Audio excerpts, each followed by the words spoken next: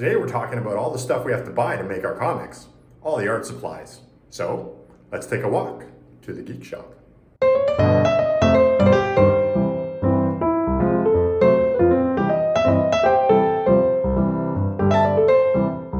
Hey everybody, and welcome to another episode of Geek Shop. Today we're going to talk about art supplies, and with me as always is Chetan. Say hello. Hello. So today we're going to talk about art supplies. We're going to talk about art supply shopping in particular. And this is kind of, I think, a thing that's sort of near and dear to our hearts because we met working at an art supply store, right? Yes, that's it. Many, many years ago. Yeah, too many years ago to talk about it, I think. Actually, mentioning that, when did you start at the art store? Oh, jeez. I was still in high school at the time. So, I don't know. I'm trying to remember. I think I'm going back to my comic. When I started my comic, TikTok Tom, the mini comic, I think I was at around issue 3 or 4 or something like that. So 1994, maybe? I was a bit later than that, I think. Okay, I think I started 94. And the art store we worked at was in central downtown Toronto, Young and College area. And sorry, you were saying? We can say the name. It was Curry's. Yes. And I mean, Curry's still exists, right? I don't know. I don't know. Like I know. To be honest, I hate to say it. In my area now, there's no more art stores. Yeah. So I've been online ordering. Most of the stuff I order now is through Amazon. I hate to say it. Yeah, of course, that makes sense. I mean, if that's there's a store near you, why that's the best way to go about it. But yeah, I was kind of curious if Curry's still existed because like I know that they closed a bunch of their stores, including the one we worked at. There's no downtown Toronto store, but I thought maybe the Mississauga store might still exist. No, I think that closed down also. Okay, so maybe there is no more Curry's left. That's like I think a lot of art stores. I think the only art stores that are around is. I saw an ad for Gortzman's. I think they're renovating. Okay. Anyone familiar with Toronto will know Gortzman's and Above Ground Art Supplies. Yeah. Those are near the Ontario College of Art and Design. And I saw, Gortzman's. I do on Instagram. I keep getting posts about their stock and everything like that. So I think they're renovating or changing locations. I'm not sure. Okay, I actually ended up later on long after we went our separate ways. When I moved to Ottawa, I worked at Wallach's for a while, which is an art supply store in Ottawa, a chain. Oh, yes. And I worked there for a few years, sort of part-time and everything. I went back to school, and so I was working there part-time. And they're still around, and they're still owned by the Wallach family. So. Oh, really? Yeah. So shout out to Mike Wallach. He's a friend of mine. He's now the owner of the place. His dad, he took over from his dad. But it's still sort of like the traditional style art store. They moved recently, but they still it's still the old school, family owned, a couple of buyers here and there, and just real sort of small establishment, but really good and really serving the community. So it's good to see they still exist someplace. So. Oh, that's good to hear. So no, Chris and I started. So I started in 1994, 93 to 95, somewhere in that time. I think, let's say 94 for now. And you started a couple of years afterwards, and and no, it was a fun environment to work in. Okay, pay wasn't that good, but we made great friends, and we a lot of those friends we still hang around, talk. It was a good experience. It was, and artistically, it's funny because part of the reason why I actually sort of applied to work at Wallach's after, I find artistically working at an art supply store is like really good for you creatively because there's just materials for you to try everywhere, Oh, that was the great part. One of our friends, Patrick Poutler, who worked with us at the art store and who does help us out with the comic also. We used to test out a lot of products. And also, sorry? Oh, no, I was going to say, that's like there's so much stuff, like stuff I wouldn't even imagine trying. Otherwise, it's like, you're just, you just go for it. It's awesome. And the good part was, I know for myself, you, Patrick, and Tom Yo, we used to work at the art store. And good thing is, Tom went to another art Curry's in Whitby. He moved, and you were still there. One thing good was managers at our location and the other location didn't care. They let us test every product out, and Yeah. I think we dried up so many markers and paints and stuff testing them out throughout the store. Exactly. It's like so much stuff, it just like it. And again, the cool thing too, like damaged product too, like the number of times that, a thing of pastels would come kind of like completely crunched, and they would be like, yeah, they'd either give it away or they'd be like, you know what, you give us $1 and you can have the entire set. And you're like, okay. That's it. Yeah. And so like the number of times that sort of, and paper, like one of the great things, like I have an amazing knowledge about paper that I can't imagine any other way. Like even any time in art school or any schooling that I've done, I had never learned more about paper than what I did at working at art supply stores. Oh, that's it. That was great because paper and even pencils and stuff like that. Someone would come in asking for, let's say, I want this type of paper, cold press, watercolor paper, you know, I hate to say it, before the art store, you've heard of cold press, hot press, but you really didn't know what the difference was, at that time, and the textures and everything. And then you realize, the cheap quality paper to the high quality paper and the pricing. And the good thing with the art store was, like you said, they would send, if they have damaged products, we test them out, or sometimes they would have sample products that we could test out. Yeah, I remember in the lunchroom, they used to just keep the samples in the lunchroom. Yeah.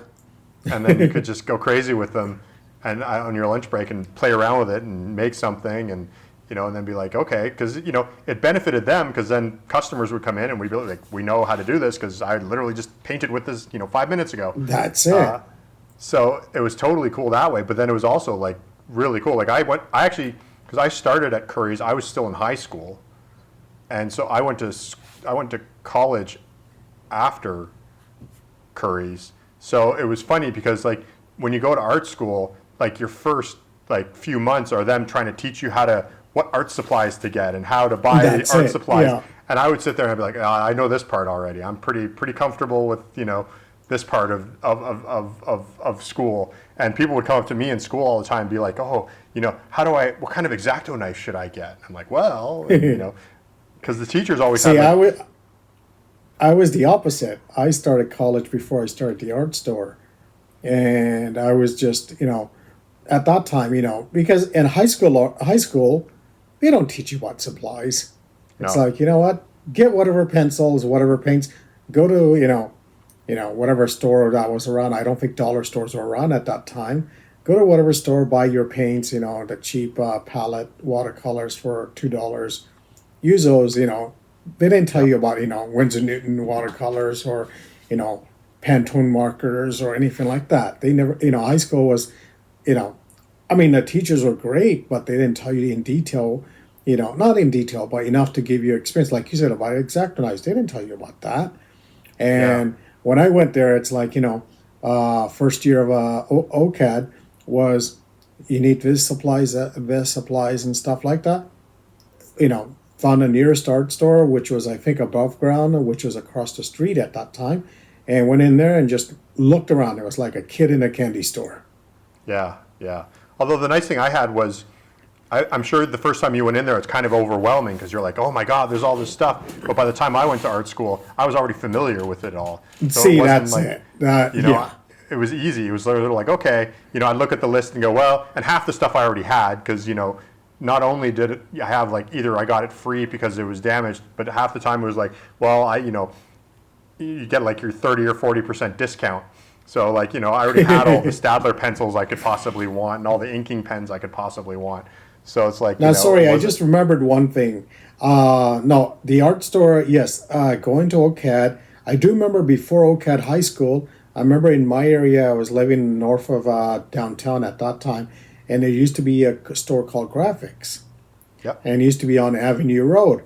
And I remember finding that and went there, and I remember buying markers and stuff like crazy. But the other stuff, it is like a kid in a candy store. But working there from high school, oh, I would have been you had an advantage. Yeah, it was so nice. It was such, and I'll be honest, you guys, like you and Tom and Patrick and Al, like one of the great things was is you guys had already been through that. So for me, I was just going through it. So I not only had like the art store, so I had the materials, but then I also had like you guys that'd be like, I'd show you my school list and be like, do I really need to get this? And you'd be like, you don't actually have to get that. You're fine. You don't have to buy a color wheel because you can make one in like on your lunch break if you want. Things That like was that. the great thing. Yeah, that was the great thing because, like I said, first year of OCAD, you bought everything on that list. And as soon as I worked at the art store, as soon as students come in, we'd be giving them advice. You don't need this. You Yeah. don't need that. Yeah. Like a color wheel. Just buy one and share it between 5 of you. Yeah, exactly. And it's you don't need to spend money on it. Yeah, and it's like, you don't need the entire set of Winsor Newton gouaches. Start with the primaries and That's see it. how it Yes. goes. It's like, And so yeah. And going on what we're going to talk about is one thing is, and I will say this: the art store. I wonder. I can't say 100% how many comics I created in the art store. I know we did Yes. jams and stuff, and so we created a lot of comics in the art store. I think we had a few times where we would actually like leave a page down there, and then on your break, you fill in a couple panels, That's it. Yeah. and then the next person would come and fill in the next few panels, and things like that. I think we had a few pages like that, and we'd put them up on the walls, and just And that's people why would add to if them. you look at, we'll try and post some of the pages up. Some of the pages you'll see it's not all black and white; it's painted because we used the paints we found in the art store. Exactly. That was like, so yeah, it's definitely, good memories and like probably one of the best educations. If anybody going to art school, if you can swing working at an art store, it's going to make a world of difference for you in your education. Like your teachers don't know as much as you can learn. Like I remember I had a few teachers in art school that were like, talking about these things, talking about art supplies, and then I would talk and they'd be like, oh my God, you like, how do you know so much? I'm like, well, I work at Curry's. And they're like, oh, okay. And so And- And see, that's the good part. I remember for me working at the art store, you're thinking before starting the art store, I did this video on some of the books and stuff that influenced me on how to create my comics and stuff like that. And reading interviews with comic artists and stuff like that, they recommend Crow brushes, Winsor Newton sable brushes, and all this. And I remember at the art store, one of our regular customers was Seth. And Seth used to come in he was at least a couple of times a month he used to come in. And every time he came in, I remember Patrick and I used to always joke with him going, why are you buying these brushes? And he goes, and a super nice guy, talkative, love his work, but great guy also. He jokingly said, hey, I use these brushes to ink my work. And these were the cheap nylon brushes that are like, if you got the Winsor Newton version of it, it would be $20, $30. These were like $1.50. Yep. And at that then that experience just made me think, you know what? Yes, try the cheaper brushes. You don't have to buy the expensive stuff. Yeah. And that's actually a piece of advice I give to like students too, because they often say, should I get buy a set of the most expensive brushes? And whenever I talk to people who want to like get into art, I always say, buy the cheapest brushes. If you find you have one brush you just use all the time and you keep wearing it out and it frustrates you, then buy that brush in an expensive brush. But until that happens, just, get the, $10, $5 set, play around with it and figure out which brush you're going to use the most. And But then it's that maybe talk we've consider- had before where, you're conditioned to think, buy the best of best.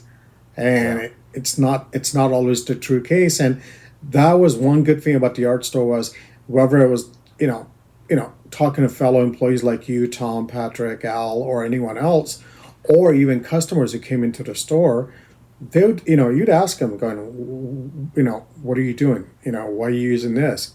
And you'd have conversations, Yeah. and that was the good thing because it was kind of like a art store was like kind of like the corner, what do you call it, Cheers, the bar, Yeah. where people came in and you talked to them and they talked Yep. to you, and it was a place to hang out. And it was full of weirdos too. Oh yeah, yeah, employees and customers. Exactly. Yeah, there was definitely some weirdos.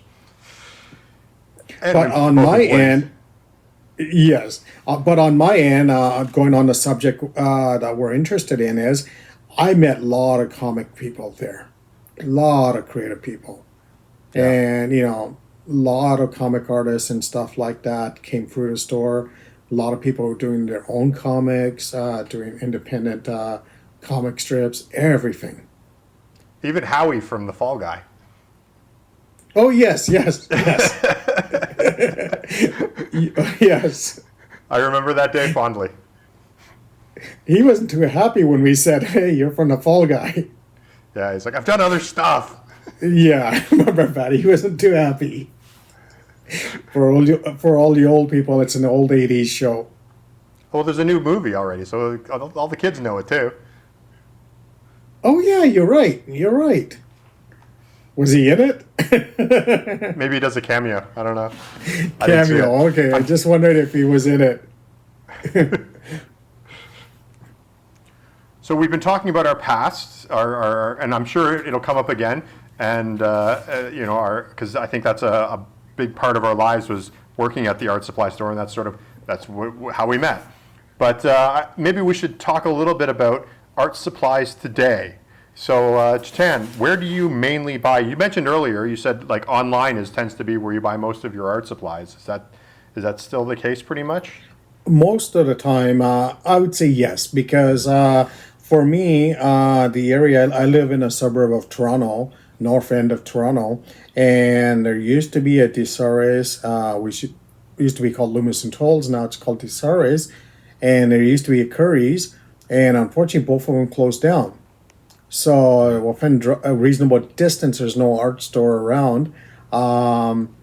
So I mean, unless I go downtown, then I could look around the art stores and stuff like that. So mostly now, yeah, I would say Amazon. But again, it's limited supplies I buy now because I've been forcing myself for the last few years to go completely digital, to learn. I bought a drawing tablet years ago, and I just said, you know what? I was having issues, adapting to the drawing tablet. So Yeah. I just forced myself to use the drawing, but I still use traditional pencils and stuff. And the pencils I've been buying, honestly, it's been at from the dollar store, just Yeah. regular school pencils. And I bought actually these Stedler ones. I bought them at Walmart during back to school sale, and these are from dollar store. There you go. So, and they work. I mean, you know what? They're nothing fancy. And even dollar store has, HB to, 6B pencils also, in sets and stuff like that. So I would say Amazon I'm and the dollar same way. stores. Yeah, Amazon and dollar stores are where I buy my art supplies now. For my pencils, I have a really unique place where I get my pencils, and when I work in offices, I steal them. So I just grab a bunch, and somehow I end up with a whole bunch when I get home. So, but in general, yeah. For pencils, I use blue pencils, so I still buy those. The one thing I was going to ask you though is like, I know you're not buying many art supplies, but do you ever like discovering art supplies is kind of hard to do on the internet. I mean, I know there's like TikTok and YouTube and everything where people are showing supplies maybe that you've never heard of, but there is sort of something about going into an art supply store and sort of like looking at what's new and the supplies that are out there. So you kind of miss that a little bit. Yes, that's what I miss about the art store. Art stores, or actually there is a Michael's around me. Michael's is a craft store, but they're super expensive. That's why I don't go over there. But again, nothing against Michael's, but they're expensive. But I miss that experience, and I'll be, when I'm looking on Amazon, I will see art supplies, and Mm. but I won't randomly order them because again, even if it's a dollar, let's just say giving an example, even if it's a dollar, I'm not buying it. For me, going to the art store, it's that hands-on experience, like you said, where I remember at Curry's, we used to have sheets of paper everywhere. People could Yeah, test out the products. And that was the good thing. You test out the markers and say, hey, you know what? I'll buy this marker for $3. You know, yeah, that was the hands-on experience which I miss. And I did buy a lot of pencils, pens, markers, and even paper.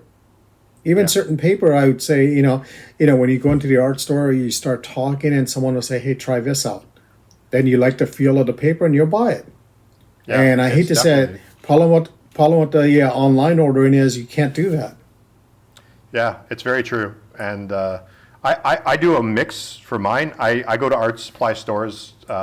There is one art supply store where I live. It's not great. It's okay. Um, it has mostly like sort of cheap, inexpensive Chinese stuff, which when you talk about ink and brushes, Chinese stuff is amazing. So like there's some beautiful Chinese products, but as far as like watercolors and stuff, it's hard to get myself a tube of Winsor Newton in the city I'm in. But I travel a lot to like Thailand and everything like that, and so there I tend to find it. But my main shopping, I do a bit of shopping online, but what I tend to do is sort of anticipate my shopping. And so about every 3 years, I go back to Canada, 3 or 4 years, and I have a list like all year for like all the time leading up to it. I'm making a list of like everything that I'm like I want to get, stuff I've seen, everything like that. Like my Copic marker refills is a big one, so I will get all of my Copic marker refills. Like I'm going to be So going back stuff home you can't probably. find there, right? Exactly. And then in Ottawa, where I sort of live, and when I'm in Canada, or at least I'm there a lot. Uh, I tend to have a few stores, and I'll message them ahead of time, and be like, I'm coming in. They know me because it's either Wallach's where I used to work, or a friend of mine owns an art store just outside of town. And I say, I'm coming in. Here's my list of all the. So this is the regular stuff I do. Like I like blue pencils, like cold erase blue pencils I like, and a few erasers that I like, and a few pencils that I like. And so I'll be like, here's my list. I'll take like couple of boxes of all of them, and this complete set of refills. And then they'll generally have my order, and then when I get there, I'll just buy it all in one thing and take it back with me on the plane or whatever. So that tends to be like the majority of my shopping tends to be these sort of like big bulk orders. But as far as exploring, I tend to it's more done when I'm traveling. I just came back from the Philippines, and I'm actually going to Thailand in a few days. So the only thing I find about in Southeast Asia, a lot of the shops, it's craft stores that have art supplies, or like bookstores slash like um, you know uh, they'll sell like envelopes and notebooks and stuff like that, and they'll have like a little art section. So most Oh, shops are really? like that. Okay.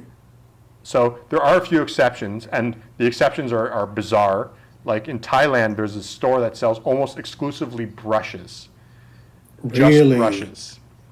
And it's like it's not a huge store. It's probably about the size of this room I'm in now. But like they have every kind of brush. Sable brushes now are like almost impossible to get in the real world. They have every size sable brush you could possibly imagine. They sell like I think maybe they have like maybe 10 different watercolor sets available like for sale as well. But other than that, it's literally just an entire store of brushes. So Wow. I pop in there, but it is ridiculously overpriced. But I kind of go in there and I think, it's that thing we were talking about earlier where it's like, just buy a cheap brush. And, I do that most of the time anyway. But if I was to buy a nice sable brush, that's where I would do it. I've traveled to Japan a few times. The Japanese art supply stores are amazing. So Oh yeah, they're, because they're doing but I am surprised more.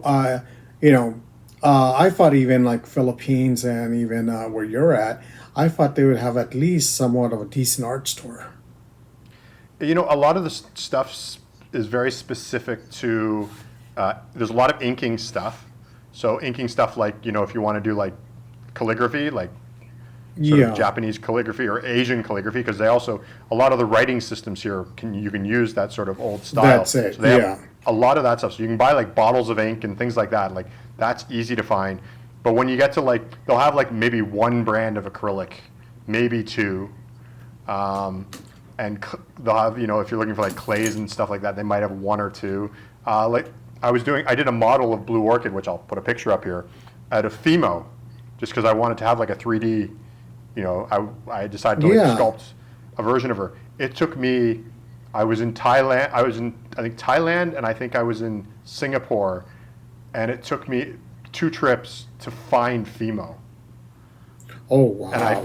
And I found it like in the back of some like store that was selling envelopes, and they just happened to have a bunch of gray Fimo, and I'm like, good enough, I'm gonna paint it anyway. But And I then just bought a again, you bunch know of the what? Fimo. To defend stores, I wonder if Fimo is even available in North American stores anymore. Do people go looking for it? Maybe, I don't know, but just it generally tends to be like Pigma pens are easy to find.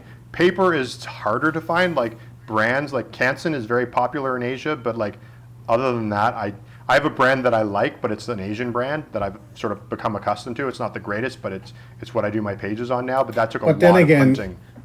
But then again, okay, I'm gonna go into a different talk about the same thing, but on my experience, paper and all that stuff. Many years ago, I went to India, and my cousin's daughter, she was starting to be an architect. So when I went there, I asked her, I go, do you know any art stores, where I could get supplies and stuff? Because the previous time I was in India, mom and pop shops and stuff like that, like you said, in the back they would sell art supplies or pencils and paper and stuff like that. So we found this one art store in Surat in Gujarat, and it was an art store. It had everything, sketchbooks, everything, and I was surprised. I was like, wow, especially in that area, I didn't think there would be an art store like this. And I was, they had Pigma pens, everything, and paper and everything. They had Strathmore paper pads. They had everything. Now, the experience and Chris knows this story, where, I asked him, do you have any sable brushes? Because, for comics and stuff. And the guy told me, why do you want to spend money on that? He goes, you buy these brushes. They do the same job. Yeah. Which were like, 1/8 of the price, of a sable brush. And Yeah. again, this is, North American attitude compared to Asian attitude is, now I'm going to give you another segue into another story. I was watching this video on this Bollywood painter. He does all old school Bollywood posters. And they showed his studio. His studio is just basically, back of his house, basically type of approach. And the guy was using these brushes that look like brushes you'd be using to paint your house. That's awesome. And he's painting these beautiful Bollywood movie posters. And again, that's that thing where, the North American mentality is, have the best products, best supplies, everything best of this and that, produce your work. Where I think the Asian work is just grab a pencil, paper, and draw. The one thing, though, I'll say that is in every place, like Thailand, Singapore, every place sort of in Southeast Asia, is pens. They are ridiculously popular. Like stationery stores, all the stores will have like 3 aisles of like gel pens and crazy little pens with pictures of puppies on them, and like cutesy little. But then again, that same thing here also. When you go to those places like Walmart and during back to school at Walmart or even the dollar stores or stuff, they have tons of gel pens and cutesy, pink colored pens, purple colored pens and stuff. I think it's the younger, I hate to say younger kids, and my daughter's guilty of it also, wanting to have that stuff. The cool thing is I will go through those, and actually I came across this thing, which I will post a picture of as well. It's a regular pigment pen on one end, but the other end is actually a square-shaped nib, like a perfect square. Square shit? What's that for? I have no I think it's designed for pointillism, so you can do like almost like it looks like like pixelated art. You should try inking your comic page with that. I might do a pin-up or something with it. Yeah. It was I've a crazy never pen. heard. This is something Me Tom neither. Yo would find. Well, this is the thing about these stores is like they have all these like the other cool find I have is there's this eraser which again I'll post a picture of it, and what the idea of the eraser is as you use it, it looks more like a mountain with snow on it. It's got like a little Oh, white center, and so it's supposed to really? look like Mount Fuji in Japan. So the thing is, I bought this sort of I just needed an eraser. Like I was traveling in Thailand and I forgot an eraser, and so I bought this because I thought it was kind of cute. It's an amazing eraser. Like the quality of the eraser is amazing. This is what I use to do all like my erasing work on my comic books. Is this gimmicky eraser, but it works so well. And I'm going to buy a whole bunch of them before I leave because it works better than almost any like those white Stadler erasers. This is like 100 times better than that. Wow. So it's like it's just all this crazy stuff that every once in a while you'll like I'll go through and I'll be like, I'll try this cutesy little thing, and then all of a sudden I'm like, my God, this thing's amazing. So it is one of the advantages culturally. And one thing I found it was talking to my nieces, well, call her my niece, in India was like, her attitude is the same thing as us, where, she'd be trying, art supplies and stuff like that. And I see even videos online where people are drawing and stuff. And I was watching this one video of a guy doing a portrait recently, and the type of easel he had and stuff like that, it's like, it looks like handmade easel, honestly, by our standard, it's probably like a dollar store easel he's using. Yep. But he's producing amazing work with it, and and again, it's I've been finding it as I get older and older is what, it's not the tools you have, it's the what you do with the tools. I find sometimes tools will inspire me. So like that square nibbed marker will like, oh, I've never tried doing like a pixelated version of Blue Orchid, like something like that might inspire me to do something.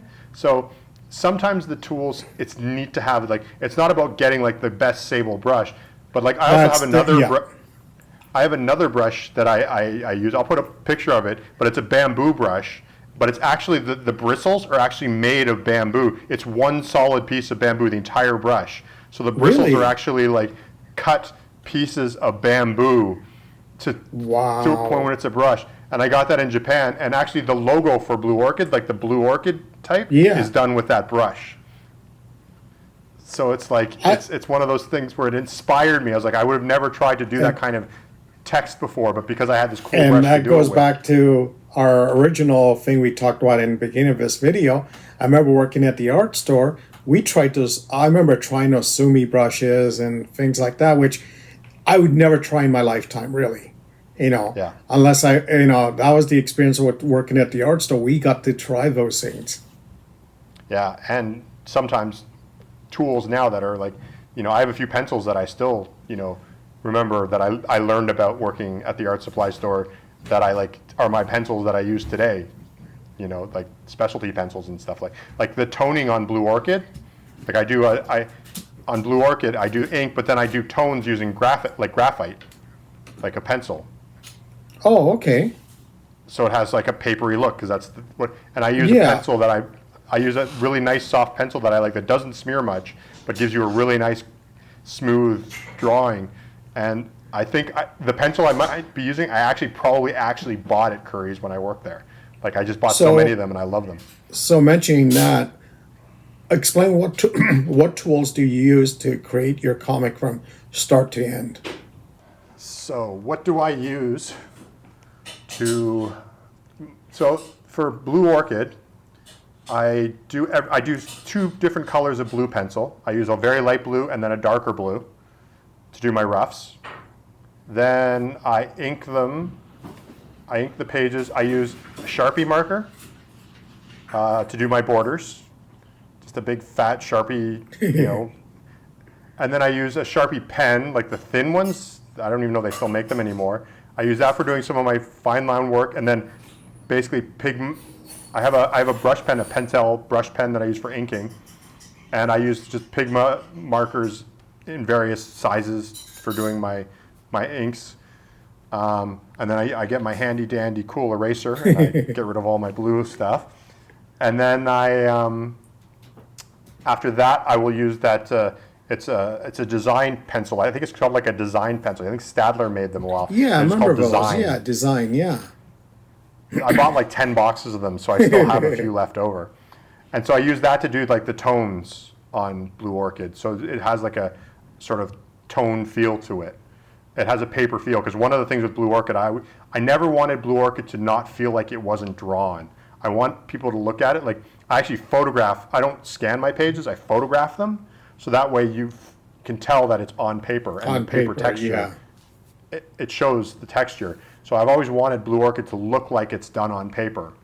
So that's why I use the graphite too as the tone, because that way you get the texture of the paper in the tone. And so it feels like it's on paper. And then after that, what do I do after that? It's then I just photograph it, and then everything else after that, coloring and touch-ups and a few special effects and stuff like that, are all digital. See, So, that's good. how about you? For me, right now, my main tool is this. It's my stylus. Like I said earlier, I'm going, mostly digital. But if I am doing hand-drawn drawings, I do use these pencils. Like I said, I bought them from the dollar store in Walmart. I use those. But the main tools I use for inking, I mentioned this in a video. This is the Take. It's a brush pen. I've been using that for a long time. Tom Yo got me introduced to these, and it's a great, amazing pen. And again, like every other artist, I have my supplies of Sharpies also. Sharpies are great. Yep. And this is one thing I will mention. What we were talking about earlier, talk about art stores, was one experience I had with working at the art store was at late mid 90s to early 2000s was markers were becoming more and more prominent in the art world. And at that time, and I look at some of my old artwork I did with markers, like black markers for outlines and inking and stuff. A lot of those markers used to bleed a lot. Do you remember that? And that was the good experience working at the art store, because you got to test out a lot of markers and say which bleed, which don't bleed. And sometimes what you do is you go and mark a sheet of paper with 3 different markers, write down which marker it was, come back to it 2 days later and see if it bleeds or not.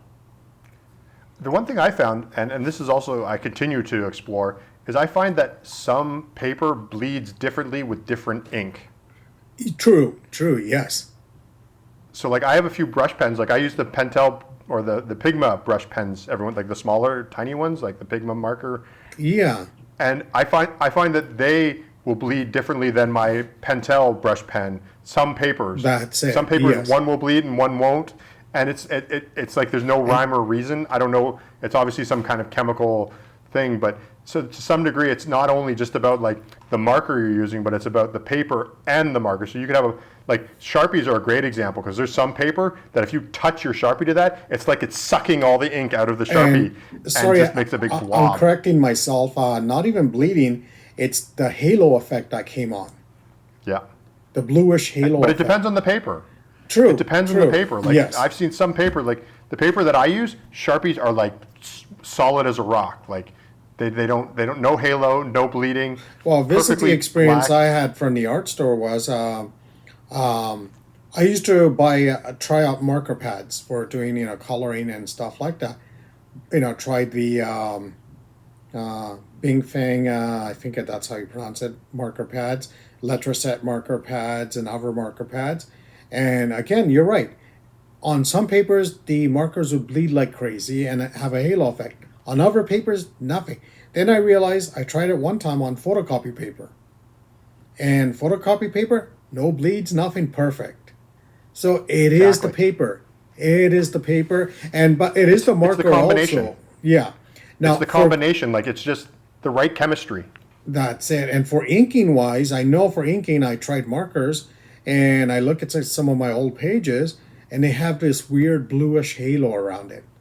And it's like, these were like, I don't know what chemical, I think, was it xylene or something they used in their markers at that time. I think Yeah. now we're alcohol based. I think they're safer, but the old chemicals. I mean, come on, you open a marker, you could smell it across the room. I have a chart pack marker still. Those were the ones that smell. You open it, you could smell the chemicals in it. I have a chart pack blender and it still works. Does it? All these Yep. years. I Yep. used to buy I, chart. u- I use it to blend pencil crayon. Oh wow! Oh, that's a good idea. I remember that. Yes, yes. I remember that technique. Yes. So, but yeah, I Uh, still have chart it. I still have it in my collection. and chart pack is one of those markers that used to have that weird halo effect. I remember that. Yeah. Yeah. The only one I ever bought was because I used to do. I still have some of the Letraset, some of my old Letraset ones that still work. But the only reason I bought the chart pack was the blender worked really well at blending pencil Yes. crayons. Yeah. I remember I used to buy blenders, like 3, 4 blenders at a time because even when I worked with the markers, I used to use those things like crazy. I remember seeing some of your blenders, and it would just be like it would be like this rainbow at the end of a marker within No, no time. So but blenders you could do nice effects with. yeah, But you're right. yeah, for sure. You're sorry. You're right about the combination of paper and your tools you're using. It took trial and error, and the problem Yep. with that is, sometimes, and this is an advice I'll give to anyone who's watching this. Try to if you have like even Copic markers, try it on the cheapest paper you could find, even newsprint. You'd be surprised what effects you could get, and you'll be amazed by that. Yeah, I always tell people there's no rules about what you can and cannot do with art supplies. There's only different results. Oh, definitely. And nowadays, because technology is way better for like you photograph your work, I scan mine, and even photocopying, you know, you could do anything now, and you can reproduce your work. I mean, you could do it Exactly. Yeah. you could do it in the lightest colored pencil, and you could still reproduce it. Going back 20 Yep. years ago, you had to make sure the lines were dark. Yes. Otherwise you'd lose it. And if you had to fill in some black, my God, if you didn't want to have marker lines Oh, they showing all used your to, lines, oh, it was hell. yeah, they used to show up like crazy. Yeah, yeah. I remember when I was in college, our design teacher was super strict about not showing any lines, and I had an airbrush. And so whenever people had blacks to fill in on their design projects, they would pay me like $10 to just. They would cut the mask and everything. Mm-hmm. So they would cut the mask and they'd be like, just airbrush this so it's because an airbrush could get it perfectly flat with zero, marker lines or any kind of paint lines. But And here's so the thing, I would just it's like even doing the comics in the 90s. I remember if you look back at the photocopy comics, you do see the streak lines in some of the black work. And it's like, again, it was the markers, the paper, and reproduction quality. I hate to say it, nowadays we have it 100 times better. Yeah, yeah. Although we were lucky that we had an entire time of our lives where we could make mistakes, so we sort of understand things a little bit better. Whereas I feel That's like the new generation has this perfect system, and it's just like, yes, but if something goes wrong, or if you want something to go wrong, you don't know how to do it. Because maybe you want something to look kind of old and retro, and you want those cool marker lines on it. We know how to do that. Well, that's why I still have a pad of newsprint drawing pad. I keep Yep, that I have around a because, newsprint. once in a while I'll draw on it just to get that old school feel to it, and I do use markers on it. That's cool. You should do a pinup for like TikTok Tom or Blue Orchid on marker on newsprint. Oh, okay. Blue Orchid, I'm gonna do one, and I'll Okay. post it up on. I'll show you on our next video if I do once I get it finished. Sounds good. Sounds good. Or you can check out our social media, which we will put links to below. Yes. Now, to close this out, the best advice I'll give, and you could give yours also, is, you know what? Your comics, art, there's no limitations. Use any tools you have. Now, best advice I'll give you is, and again, this is coming from working at an art store, is try every tool out. Even from even if it's a 50 cents marker pen, try it. It could be the best tool you've ever found. What about you? My advice is listen to Chetan's advice, because that was the best advice you could possibly give anybody for earning supplies.